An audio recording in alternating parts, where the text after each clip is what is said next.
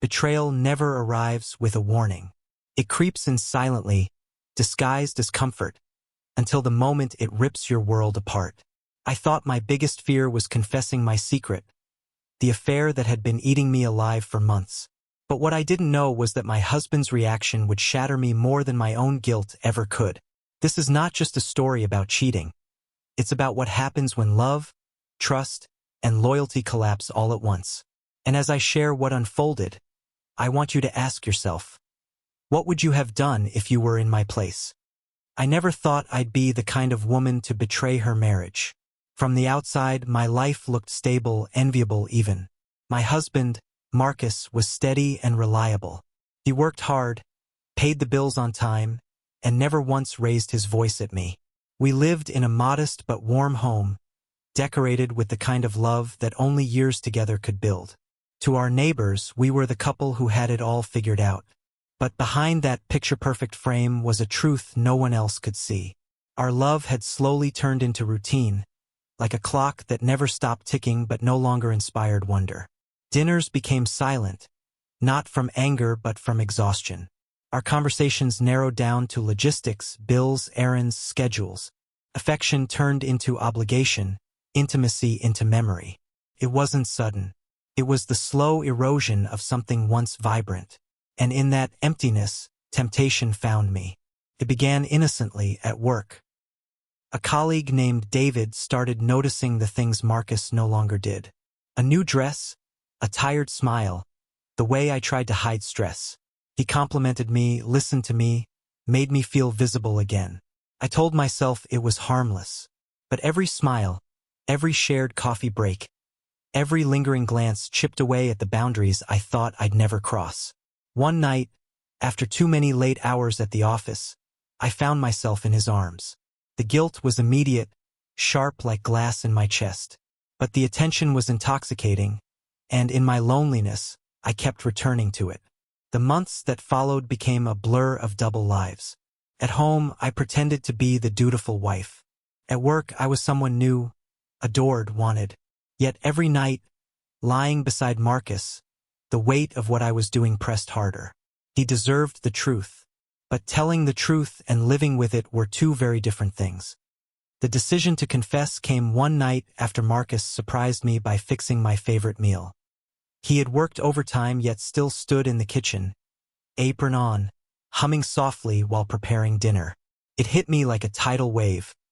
I was betraying a man who still loved me, even if he didn't know how to show it anymore. I rehearsed the words for days. In the car, in the shower, even in whispered fragments before sleep. Marcus, I need to tell you something. I've made a mistake. Every time, my throat tightened, and fear stopped me. Finally, I couldn't carry it anymore. I told him, but his reaction wasn't what I expected. First, silence. A long, unblinking silence that wrapped around us like a storm cloud.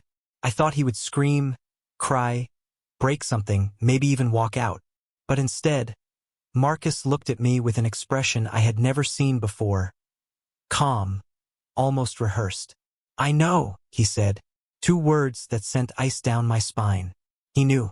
He had known for weeks, maybe longer. The late nights, the lies about work, the faint scent of cologne that wasn't his. He had seen through it all. And yet, he hadn't confronted me until now. Why? Because, as he revealed in the quietest voice, he too had secrets. Marcus leaned back in his chair, hands folded as if bracing himself.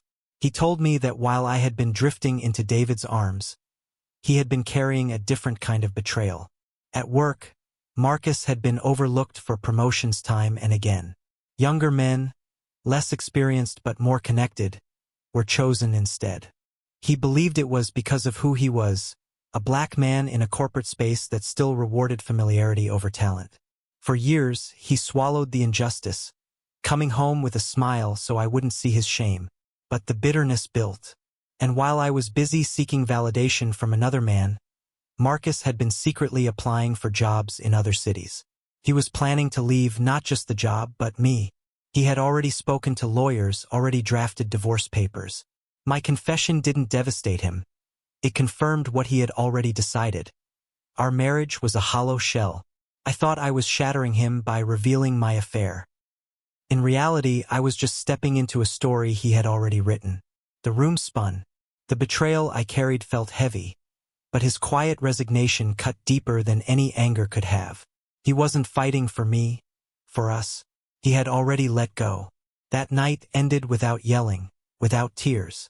Just two people sitting in the ruins of a marriage, realizing the walls had crumbled long before either of us admitted it. In the days that followed, I kept expecting the storm, the anger, the blame, the endless questions. But Marcus remained composed. He packed his things with methodical precision, moving through the house as though he were erasing himself from it. I begged, pleaded, promised change. But he only shook his head. "This isn't just about the affair," he finally said. "It's about years of silence, years of being unseen. We both stopped choosing each other a long time ago. And that was the truth I hadn't wanted to face. Betrayal isn't always about the final act. Sometimes it's about every small neglect, every moment of indifference, every time we let the love between us go unattended." Marcus left, and I stayed in the house that now felt more like a reminder of everything lost than a home. The affair ended too. There was no future there, only shame. What remained was reflection. Betrayal had many layers, and mine was only one of them. His betrayal wasn't another woman. It was the decision to give up on us long before I confessed. As I tell you this, I want to leave you with a question. When a relationship crumbles, is it the final act of betrayal that destroys it, or all the little betrayals that came before? Sometimes, the harshest truth is that we don't lose love in one catastrophic moment. We lose it slowly, silently, until one day we realize it's gone. And by then, it may be too late to bring it back.